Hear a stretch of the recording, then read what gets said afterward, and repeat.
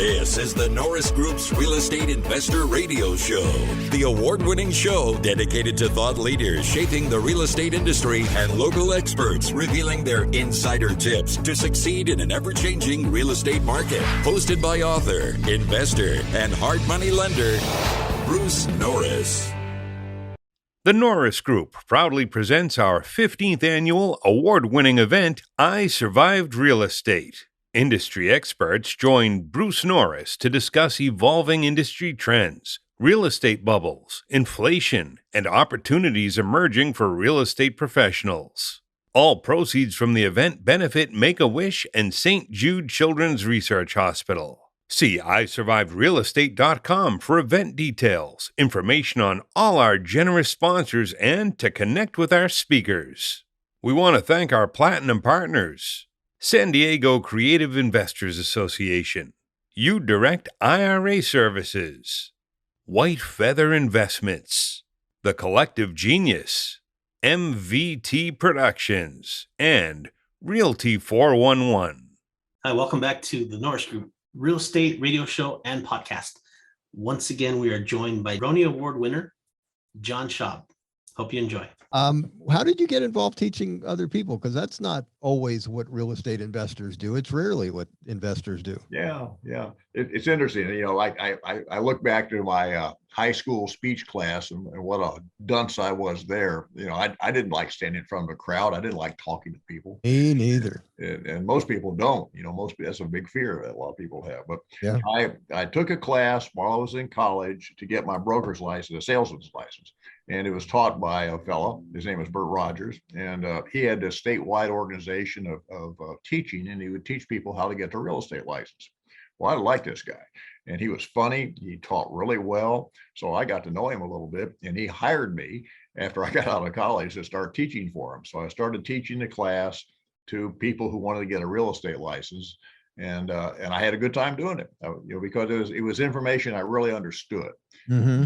One nice thing about teaching is you really have to understand the information you're putting out, because people are going to ask you questions about it. You know, if you're just reading off a cue card and you don't know what the words mean, you're in trouble. You know, that statement is so true. I am a big proponent of that. When someone does a presentation, you haven't told me anything about what you know. It's Q&A that I know. Yeah. And that's the fun thing about teaching, I think. And that's why I love teaching to this day, is because people do ask you questions. They challenge you. And some of my most successful students, I could just see this person sitting in the class would challenge me on every point, did not agree. And we'd wrestle all the way through the class. And then she came back and took the class again, and came back and took the class again. And finally the lights went on, and she bought into the program. And today she's my most successful student by far. Oh, wow. That's fantastic. You guys teach, you and Pete teach every year, once a year. Is that? We try to, the COVID thing threw us a loop, and we did a Zoom class one time, but we did get together this year in the spring and taught a class. And it was a lot of fun. So hopefully we'll do that again next year.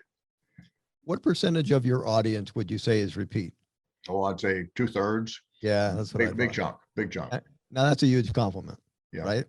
Well, they like to come back. We're somewhat entertaining, I think, but we're in the business, and we like what we do, and we're good at it. So we tell real stories, and we tell people what we're doing now. So they say, you guys have done it well. If we do what you're doing, we'll probably be okay. Well, and you're different too. Your approach is different. So it's an interesting combination, yours and his. Oh yes. Yeah. Pete and I are totally different people.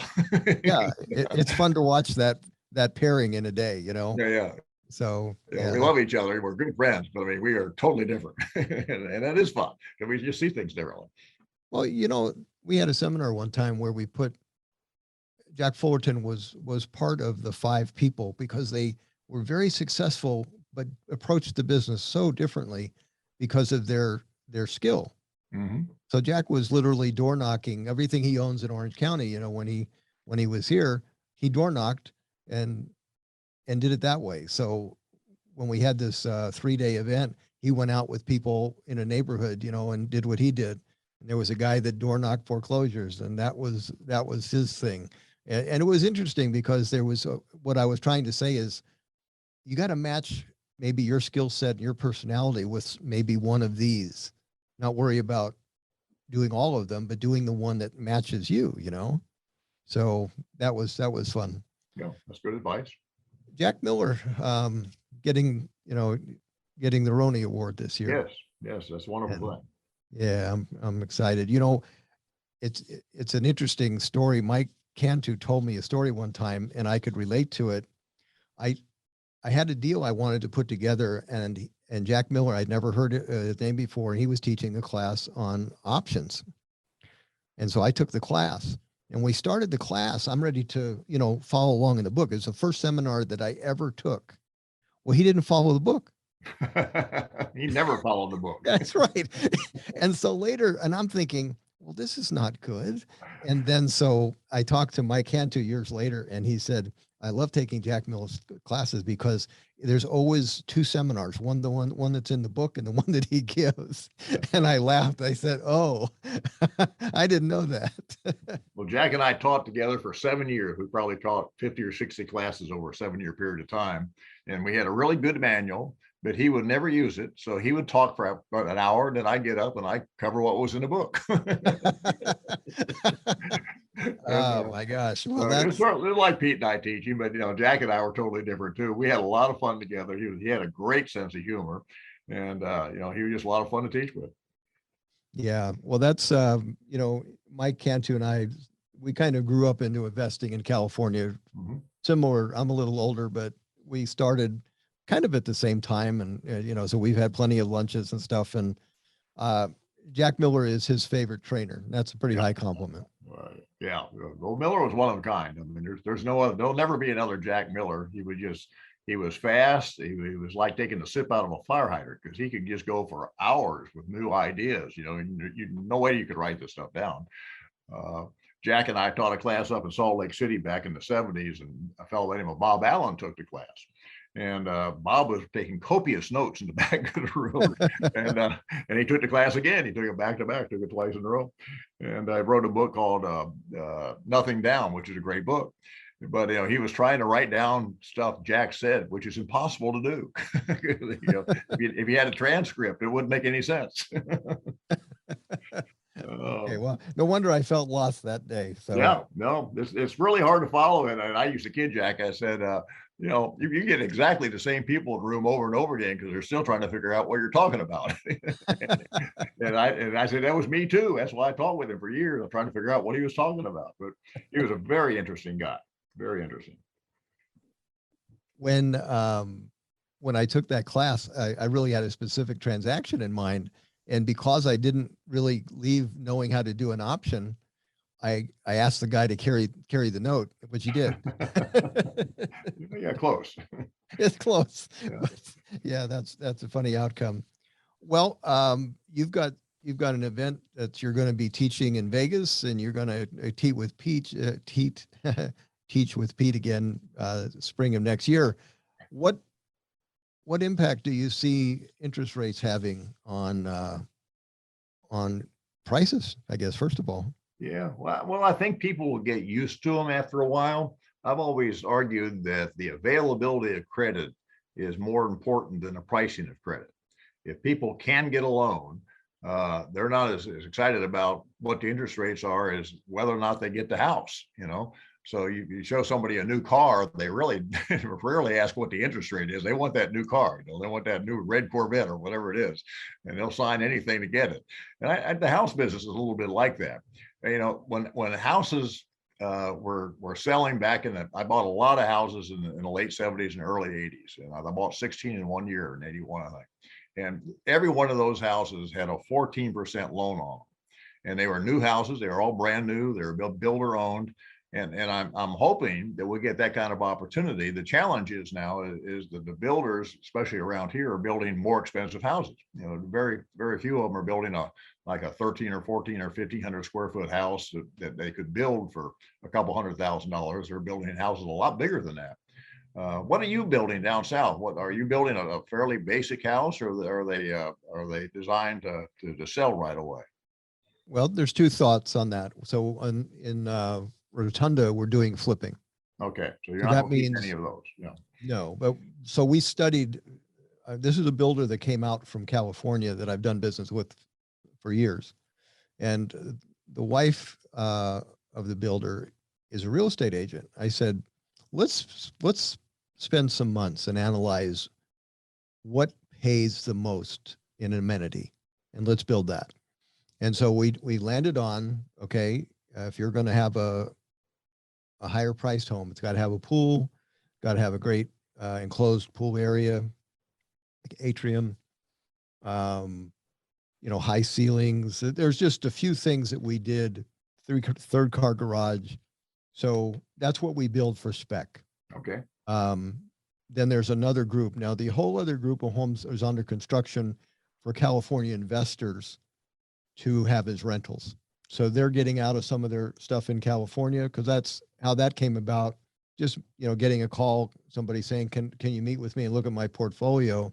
And I'm looking at the portfolio, and 70-80% of what they had as rentals would be the exact house you would not own because of area, condition, and all that stuff. And so that's what led me to believe. And by the way, that's how I ended up with Florida, was the ability to sell the junk that I had in the lousy locations to get new houses. okay, So that was what was attractive to me. And then I found out, okay, there's a demand for that. So all of those homes it varies. You could have a 1,400 square foot home to about 2,000 square foot home. okay, And the ratio of rent, probably getting a 5 or 6 cap rate on a brand new house, but they're bringing something that's, way gone up in value, and it's 70 years old in California. So that's why all that makes sense. sure, So sure. the two models, those are all pre-sold Mhm. in Cape Coral, where the other ones that are spec. And what's interesting, and this is, it's so frustrating when you hear the news. So I don't know if you had much for sale in 2022, but prices changed so radically because there was no inventory. And one of the last houses that we had for sale, when we started construction, we thought it was a 5 1/4 house. When we put it up for sale, wrong house, 4 1/4. When we put it up for sale, we put it up for 5 1/4. We thought, okay, that's the new number. Well, a bidding war ensued inside of 4 hours. There were 11 cash offers and 1 VA offer. The VA offer kept on raising his price to 577. So he was the winning bidder, but 3 other buyers bought 577, paid 577 for houses that were also under construction, nearing completion. Great, So but what I'm saying is that's what happened. So the real number was never 577. I'm not sure it was 5 1/4. So now when you hear the news, prices are down by 10%, that should have never occurred, that 10%. right, So really, is anybody that's in the building business suffering? There's no way. There's just no way. The margins from if they're coming down, they're coming down from a number that was never imagined when they started construction. yeah, So that's what's interesting to me. And that, and another thing about the damage that's possible, 80% of mortgages in place are 4% or less. What would induce those people to sign up for a 7% mortgage? only a better house. Okay, You know? but and maybe, well, and see, Florida's in an interesting position, because is it possible to have a mortgage in New York and sell it and come here and not have a mortgage? The answer is yeah. Sure, So Florida's in that unique price range where it can get a recipient from other states, and they can improve their position by not having a loan. See, California can't do that. yep, There's no way. So I think it's really possible we're going to have sales maybe go down by almost half. I think cash buyers will represent 50% of the market. And that's why I don't know how much price damage we're going to have, because I think so much inventory will not show up. that You're demand and saying the inventory. sales are down 50%. You're saying the number of houses sold will drop, That's, not prices. oh no, not prices, because Yep. I think there's, do you think there's going to be a glut of foreclosures this time? Not as many because we don't have all the, right now anyway, we don't have all the second mortgages. We don't have all the speculation going on, and that may come, people may refinance their houses. But as you point out, you've got all this large percentage with low interest rate loans, and there's another big chunk that was all cash.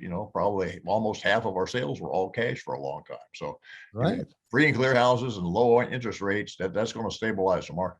Yeah. Well, even if you lose your job, okay, let's say you live in Florida, you lose your job, and I got to go to Michigan. And let's say you're in a negative equity position. It'd rent for a cash flow if you had a 4% mortgage or less on it. It would. Yeah. So you don't lose it. No, Just say, okay, well, I'll keep it. no. The last house I sold was a house that we loaned a flipper money during the last run up, and he forgot to pay us back. So we held it for a while, and then we remodeled it and sold it. But the lady bought it and got a 3.5% loan. And I thought she lived there forever. She lived there for 2 years and moved out and rented it. She got $1,500 a month cash flow. There you go. So, to your point, those low interest rate loans are gold. Well, I think that'll be the buffer. We were invited to go speak with the CEO of Fannie Mae one-on-one on a lunch last year. And the topic came up about, you got to figure a way to let these loans go forward to another buyer. Because when it happens that interest rates change, if you let 3 and 4% mortgages stay in place, then you will save the real estate business. Because right now, what we just said sort of casually is half of the people that are realtors aren't going to have a job. If the volume is half, it's not going to be healthy for lending or for realtors. So the existing loan base, if it could move, it would be a really big deal. But sometimes practical things don't get accomplished very well. Well, and people make emotional decisions about money all the time, and people will sell and pay off some of those 3 and 4% loans, which is foolish, but they'll do that because they want to move to a different town or buy a bigger house or whatever, life changes. Sure. So, some of those people will hold them forever, but I bet you not many. Well, that'll be interesting. That's we just finished doing a report this spring. Uncharted Territory was the name of it, and it really kind of was spur of the moment when I thought, wow, I better write something about this, because what we've never had in place is this predominant low interest rate loan, and but we also got to a price we shouldn't have gotten to as well. So California, the median price almost touched $900,000. Yep. And okay, is that sustainable at 7%? No. So that's the challenge: is are we gonna have a 40% price hit? And if we're not, what's going to prevent it?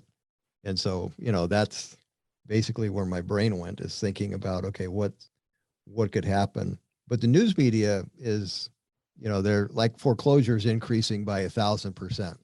Okay, well, what does that mean? They went from 3 to 30. Yeah, they're not a dominant player in the market. Yeah. But you get news headlines saying stuff like that. But yeah. Well, don't get your information from the newspaper. But think back to the 70s. Now, you were a young boy in the 70s, but I was there and in business full time. We had a lot of loans that had 7% interest rates on them, and they went up 13, 14, 15%. Now, not many people bought up there, but some people did. I did. But it didn't crash the market. I mean, those 7% loans are all gone now. Every one of them's been paid off. And of course, all the 14% loans have been paid off. But there's sort of an orderly transition to this, and people will get used to the rates. I really believe that a 7% mortgage is about where it belongs. I agree with you, because the other side of that is somebody that saves money, that wants to get a 4 or 5% yield on a 10-year T-bill instead of getting a 0.5%. That's right. That's right. So it's moving money around. It's rewarding the savers for a while, and it's rewarding the people that own things free and clear. I try not to get too excited about what might happen, because you never know what's going to happen. When it happens, then I get interested. Then I come up with a strategy. Well, Yeah, I've been in the business of looking forward and saying this is what I think is going to happen. And I tell you what, when you put stuff in writing, you're stuck with it, man. Yep. Got to defend it now. But it's fun. I like taking that risk. Yeah, I really do. Well, and you take a risk when you go out and build a bunch of new houses on spec. I mean, that's a much bigger risk than writing a report. Well, I guess that's true. That's all. If okay, worst case scenarios, I keep them. That was all thought that way out. Thought that way too. You know, so what does this thing cost me? What does it rent for? Mhm. Okay, I'm okay. So Well, and you're in the right part of the world because you're right on the edge of where things really went bad. And so there's a lot of people that want to buy houses where you're building because they're still there. You know? well, see, that's the thing. My first venture in Florida was in '92 with Hurricane Andrew. That was a complete accident. One of my best friend, Alex Navarro, I taught him the business in California, and he moved to Miami, and he was running an ad in the newspaper that he bought houses. And then the hurricane hit. About a month later, he calls me up. He said, "Can you fly out here? Because I'm here. I'm just getting a chance to buy these houses at 20 cents on the dollar. People got their insurance check." And so I flew out, and it was just visually so negative Yep. that I had to call where there was a Hurricane Hugo that happened a few years before that. So I talked to the real estate people and I talked to the building department and found out, okay, a year later, everything was wonderful. So what had happened, people, you have all this damage, so many thousands of homes damaged. So you have two inefficiencies. You have the building department having very inexperienced people seeing houses that look terrible that are not structurally damaged, but they red tag them. And then you have the insurance agent react to the red tag by writing a check for the full policy amount. But then an investor looks at it and go, well, this is nothing. This is drywall and blown in insulation and bloated cabinets. And so it really created an amazing opportunity, but it was really good for the owner too, because how is an owner after major hurricane going to get a roofer? Yep. They're not. So they want to move. They want to move out. So it created an interesting opportunity, and we bought our share of homes that way. And but this is honestly 30 years later, this is the first time an opportunity like that has presented itself where the hurricane was severe enough that did that. So, Bruce, can I ask a question? Yeah, sure. Getting back to the teaching a little bit, John, you sent a great video about Jack Miller and how he closed the event with his story about an oyster and eagle. But my question to you is, for anybody who comes to your seminar, what is the one takeaway that you want everybody to leave with? Well, I like them to leave with the idea that they could buy a house. A lot of people have never bought a house for an investment. So I want them to go out and buy that first house for an investment and just see how good or bad it is, have that experience, because it's one thing to talk about it and it's certainly another thing to do it. You can draw the parallel to public speaking. People are scared to death to stand up in front of a crowd and talk. Well, a lot of people are scared to go out and buy a house and negotiate that and rent to a tenant. That's a very scary thing to most people. So we're trying to give them the tools so that they can go out and identify and take some of the fear out of this with the information about values, and teach them how to manage and how to find a tenant that'll actually pay the rent and not tear up their house. And just teach them the skills that they need to have to survive. You don't have to do anything fancy in this business, but you do need to survive. If you can hang in there for 10 or 15 years, you can make a lot of mistakes. As long as you're still doing it 10 or 15 years from now, and you learn from your mistakes, you'll probably make a lot of money in spite of yourself. Changing, it'll be fun to teach because there's more to talk about now. Yeah, it'll be definitely a different skill level, and also subject to is taking over those low interest rate loans. That will definitely be a play. A lot of opportunity. Yep. All right. Nice talking with you, John. Okay. Take care. Bye-bye. Okay, bye. We'd also like to thank our gold sponsors: Chase Leland Photography, Inland Valley Association of Realtors, Keystone CPA Inc., LA South RIA, Lavis Tax Wealth Management, NorCal RIA, NSD REI, Pasadena Phoebe, Tony Alvarez, White House Catering, Wilson Investments, Windermere Tower Realty. See iSurvivedRealEstate.com for event details, information on all our generous supporters, and to connect with our speakers. For more information on hard money loans and upcoming events with the Norris Group, check out thenorrisgroup.com. For information on passive investing with trust deeds, visit tngtrustdeeds.com. The Norris Group originates and services loans in California and Florida under California DRE License 012-19911, Florida Mortgage Lender License 1577, and NMLS License 1623669. For more information on hard money lending, go to thenorrisgroup.com and click the Hard Money tab.